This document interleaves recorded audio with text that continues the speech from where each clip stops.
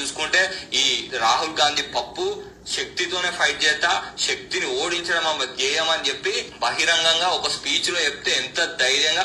అక్కడ ముంగడ కూర్చున్న వాళ్ళంతా ఎవరు హిందువులే, అయినప్పటికీ మనం సెక్యులర్ కదా, కాంగ్రెస్ అంటే సెక్యులర్ పార్టీ. అరే అవులే, సెక్యులర్ అంటే అందరిని కలుపుకోపోతామని రా దాని అర్థం. అవులే, సెక్యులర్ అంటే దానిలో ఇంకా ఏం బూతు లేదల్లా. సెక్యులర్ అంటే అందరికీ గౌరవం ఇస్తాం అంతే. నాకు నచ్చిన దేవుని నువ్వు మొక్కుంటా, నీకు నచ్చిన దేవుని నువ్వు మొక్కో అనడాన్ని సెక్యులర్ అంటారు. వేరే వాళ్ళని కొట్టుడు సంపుడు సెక్యులర్ అనరు. అర్థమైందారా? విద్వేషాలు నింపుతా వేరే మతాన్ని కొడితే దాన్ని సెక్యులర్ అనరు.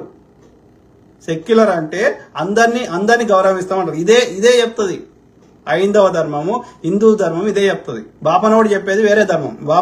అందుకే అంటున్నా, బాపనోడిని హిందూయిజంకి వెలివేయాలి, అప్పుడే హిందూయిజం బాగుపడుతుంది, హిందుస్థాన్ బాగుపడుతుంది.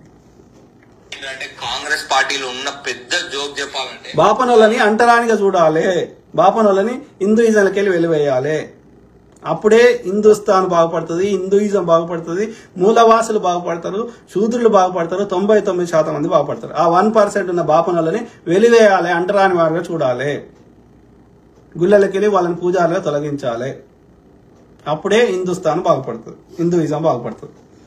కొడుకులు చెక్కానా కొడుకులు గాజులు వేసుకొని తొడుక్కున్నోళ్ళు అవన్నీ తీసేసి సెక్యులరిజం అనే ముసుగుని తీసేసి రోడ్ల మీదకి వచ్చి మనందరం ఒక ఓట్ బ్యాంక్ లాగా మారి హిందువుల నీకు అదేరా, హిందువుల ఓట్లు కావాలి, హిందువుల సంపద కావాలి. హిందువులకు ఏం చేసినావు చెప్పు. సెక్యులర్ అంటే అందరం సమానం. నువ్వు హిందువులకి ఎలాంటి ఫేవర్ చేయలేదు, హిందువులను దోపిడీ చేస్తున్నావు.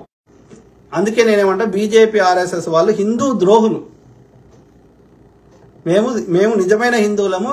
మేము సెక్యులర్ అంటే అందరినీ కలుపుకోబోతాం, అందరిని సమానంగా చూస్తాం, కుల మతాలకు అతీతంగా.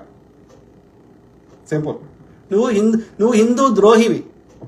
నీకు హిందువుల ఓట్లు కావాలి, హిందువుల సంపద కావాలి, అందుకోసం ముస్లింలను చెడ్డలు పెట్టే ప్రయత్నం చేస్తావు తప్ప హిందువులకు నువ్వు చేసింది ఏమీ లేదు. హిందూ ద్రోహి అయినటువంటి బ్రాహ్మణులను హిందూయిజం నుంచి వెలివేద్దాం, అప్పుడే హిందూయిజం బాగుపడుతుంది, హిందువులు బాగుపడతారు. ब्राह्मण को हटाओ, देश को बचाओ. ब्राह्मण को हटाओ, फेक को हटाओ. ब्राह्मण को हटाओ, लूट को हटाओ.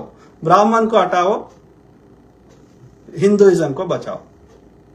मेरे प्यारे दोस्त, मित्र, मेरे हिंदू भाइयों और बहनों, सोचिए.